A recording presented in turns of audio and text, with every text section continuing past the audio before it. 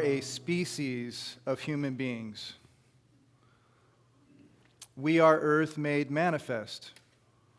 Whatever this cosmos is has gone through a great deal of effort to spin these bodies up inside our mother's wombs and keep them going for us to be here at this particular juncture of time and space and this eternally streaming now. I am what you might call a contraire or a curmudgeon. And I'm one of those people who just, for some reason, was cursed with that ability to see through things and pay attention and notice patterns. For a magician, I'm the worst person they want in their audience. And even as a child watching commercials on cartoons as I put sugar on my Captain Crunch and ate them on Saturday mornings, I was looking at this commercial dissecting how they were trying to trick me into believing what they wanted me to believe. And in my curmudgeonry, I have resisted technology.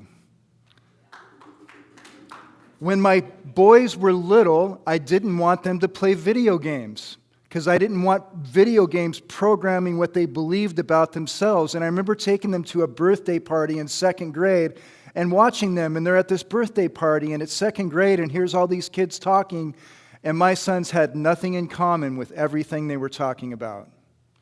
And I realized I should probably let them start playing some video games. So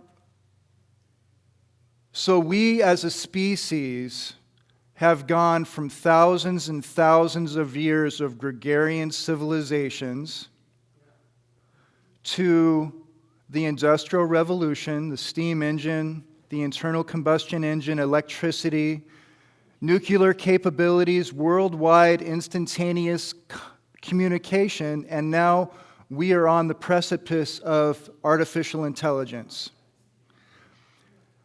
And I invite you, and in fact, I'm trying to embrace the fact, Jack, is this is not going anywhere.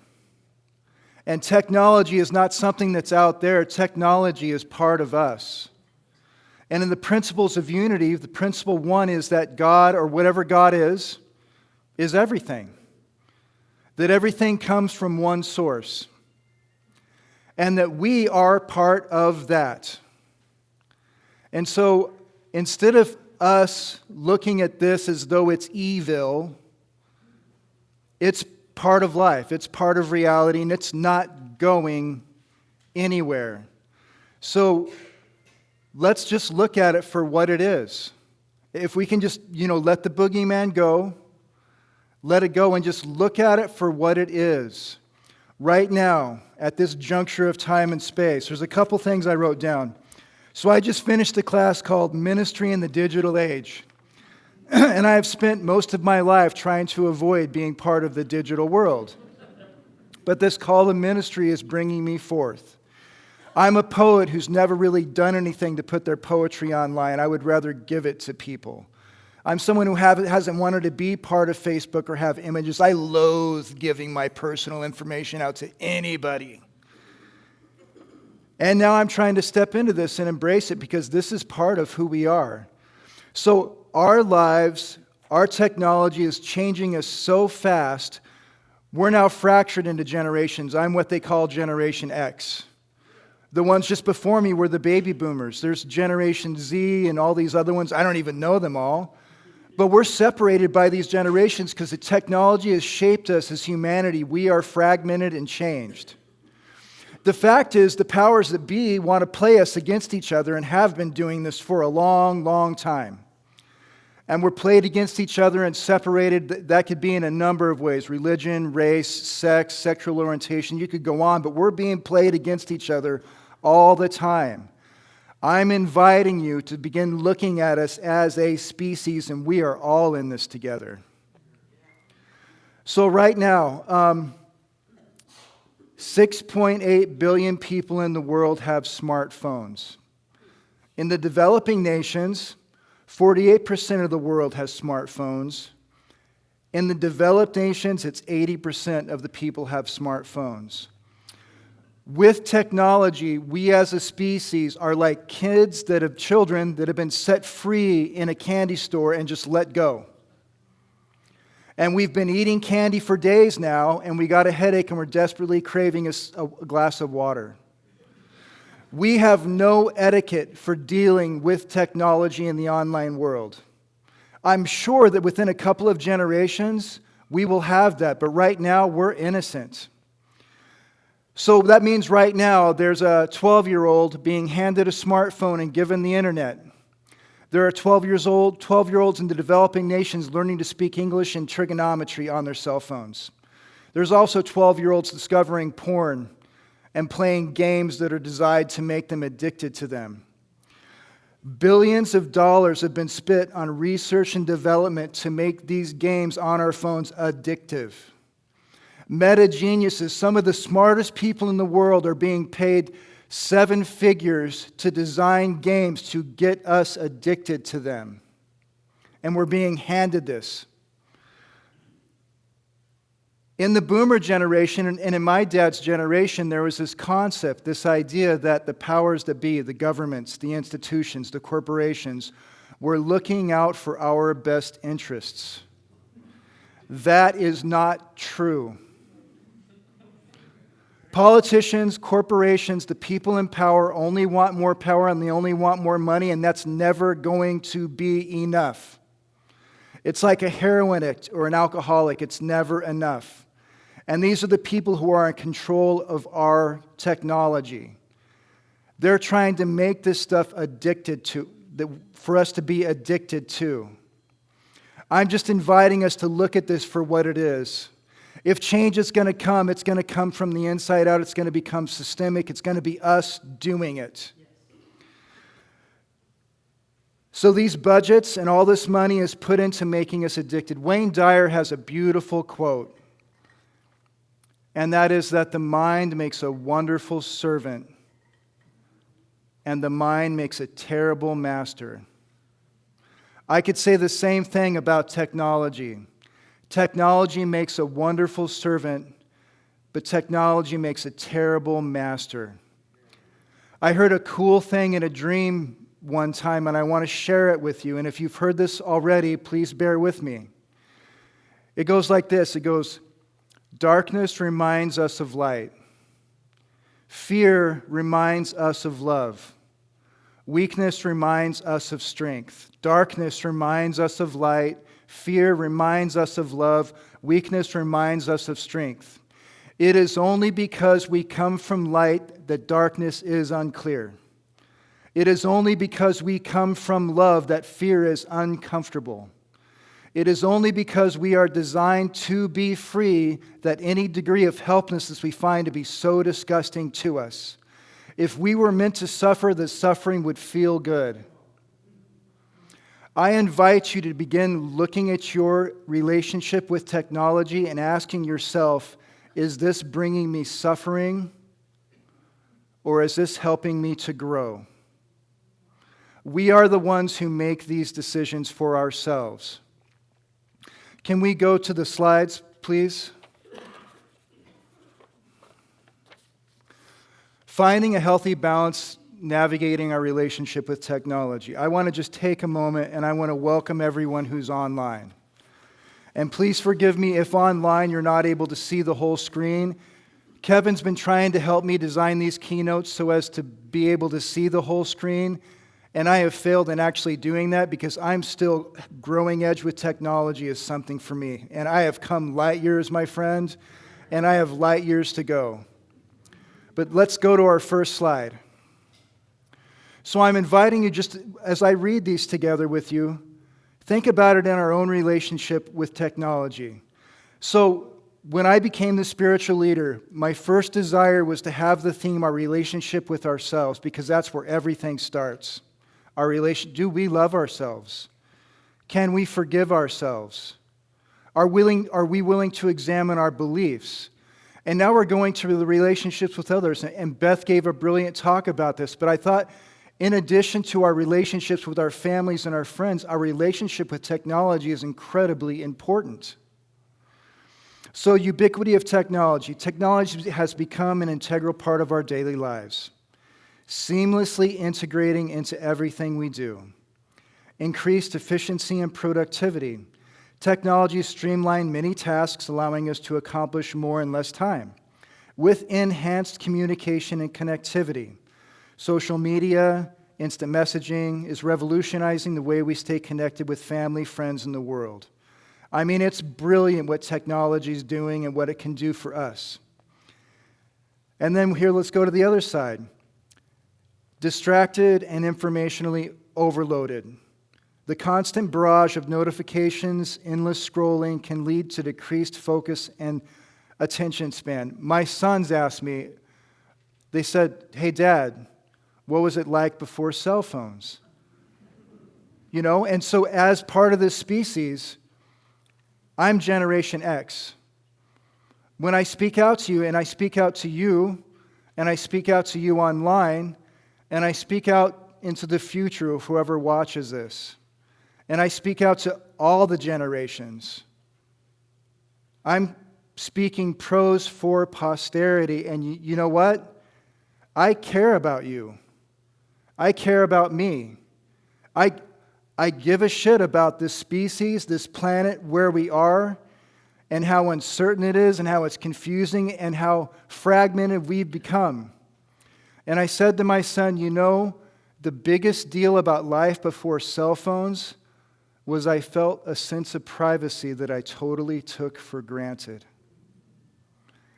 I felt a sense of privacy that I totally took for granted that's just gone now.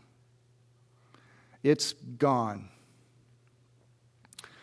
Another thing we need to watch with technology is the sedentary lifestyle of physical health concerns. This is bigger than now. This happened when TV came out and people quit doing things. They would just sit and watch TV. Addiction, addictive and compulsive use. The dopamine-driven feedback loop of technology can lead to unhealthy dependencies and addictive behaviors. So hang on, time out. I have a child, and I feel like the biggest challenge I have in being her daddy is negotiating screen time. And I'll shoot straight with you. There are times I'm just like, just go get on your screen. I need a break, And I'll give you, so here's the thing. When she's at my house, because she's with her mom 1 week and 1 week with me, when she's at my house, she comes over, I just kind of let her have her screen the first day. And then she goes to bed and I hide that damn phone. I hide it. If my daughter has her, if my child has her phone, and I asked her consent before talking about this because she's a sovereign human being. She's 12, and I respect her sovereignty. If she has her phone, if she doesn't have her phone, I can walk in and say, "Hey, Ella, when you left your dirty clothes on the bathroom floor, would you go pick them up?" And she'll go, "Okay," and she'll go in and grab her dirty clothes and she'll pick them up off the bathroom floor. If she has her phone, and her soul is getting sucked by this screen. It's right here. And I'll say, "Ella, would you go get your clothes off the bathroom floor?" And I might not hear anything. I'll go, "Ella, go get your clothes. Ella, get your clothes off the bathroom floor."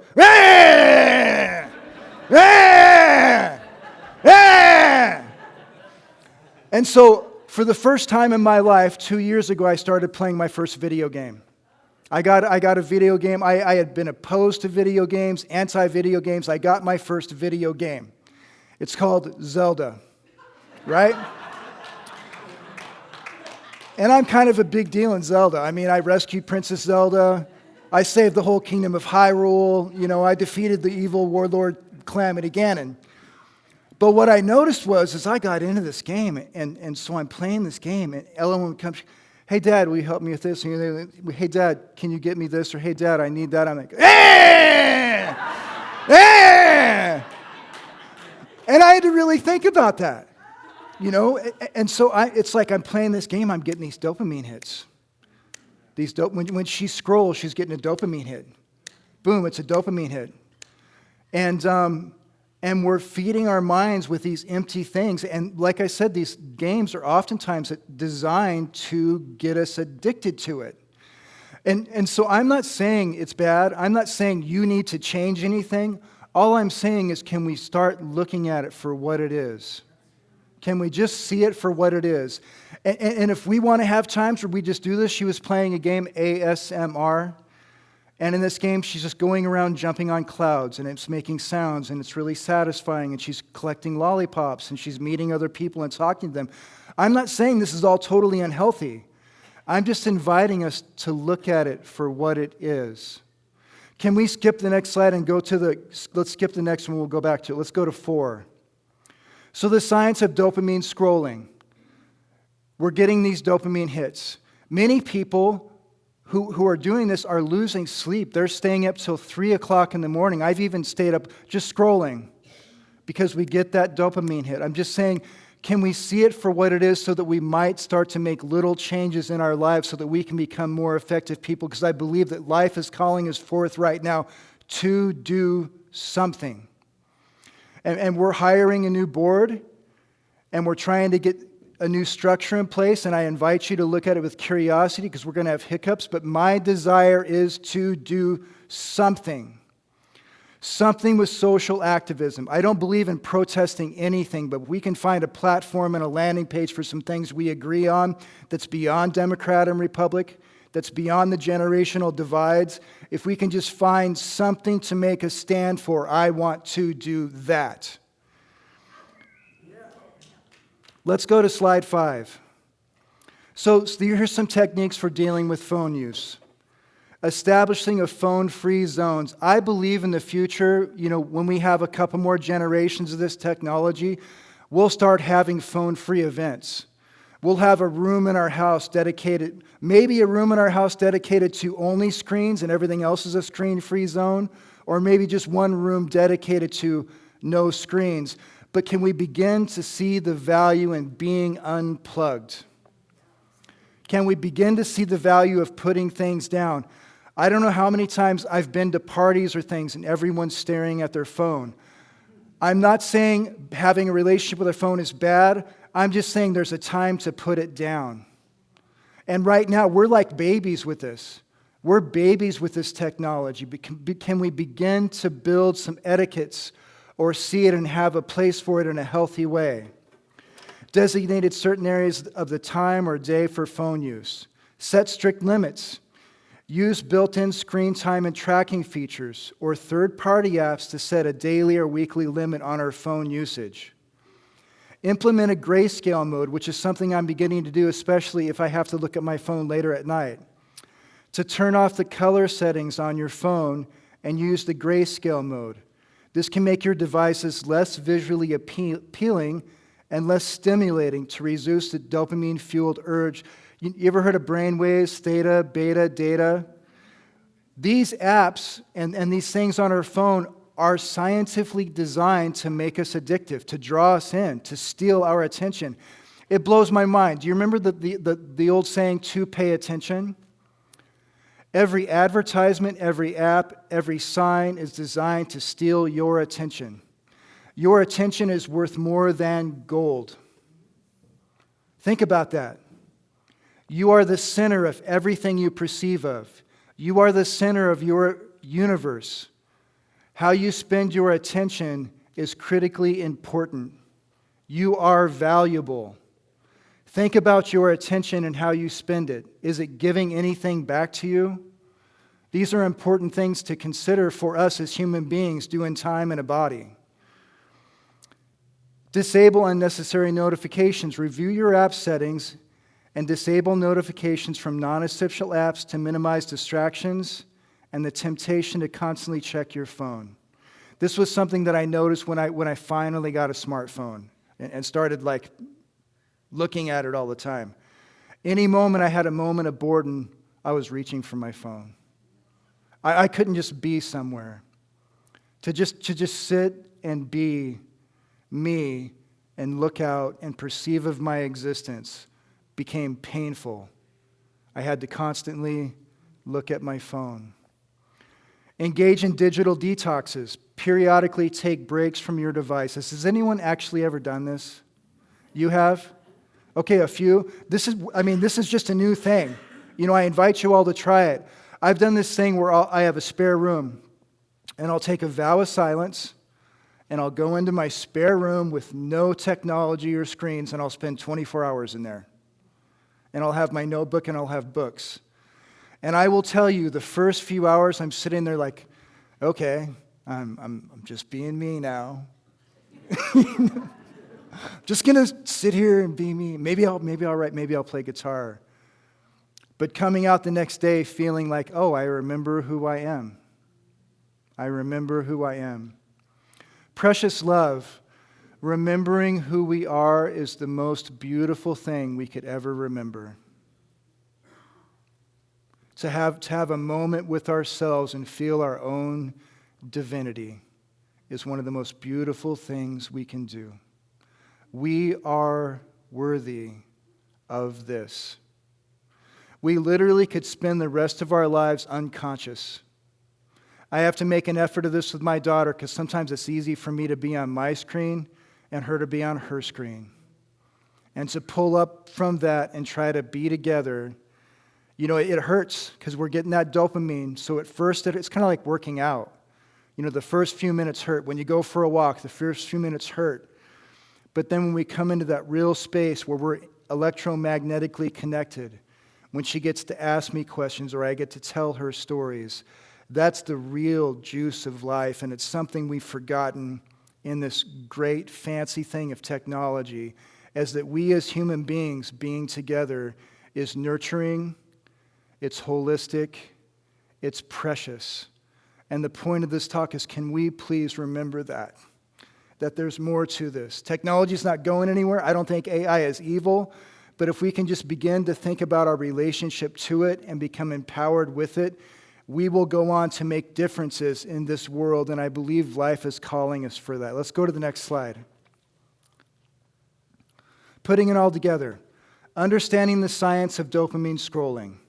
Implementing practical strategies to manage phone use. Cultivating a balance, a mindful approach to technology, and commit to ongoing improvement in your relationship with technology. And in a lot of ways, us actually looking at our relationship with technology is new. It's new.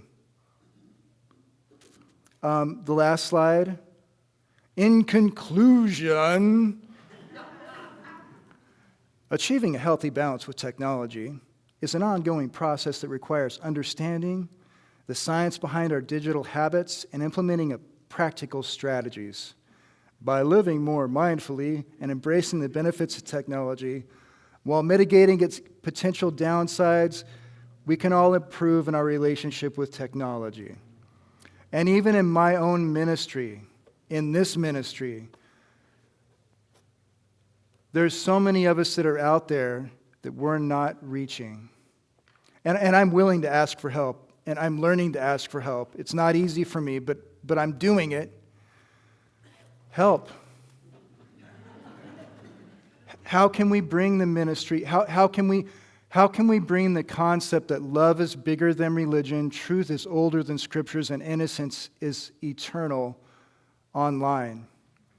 How can we bring ourselves, because we have fellow human beings out there suffering because everything is for sale. Men and women, but I'll speak to men more right now. For young men looking out for male role models, what do they have? Goodness sakes. What can we do? Help. We're starting a new ministry here. Help. How can we get this and share it? Help. How can we have a platform and go out and do social action that's working, that's uniting, that isn't against anything, but that is for what is beautiful, what is right? How can we reach other generations? How? How can we do it? There's a way. I believe there's a way. And I believe that Way knows the way. And I believe that we are the way. Thank you very much.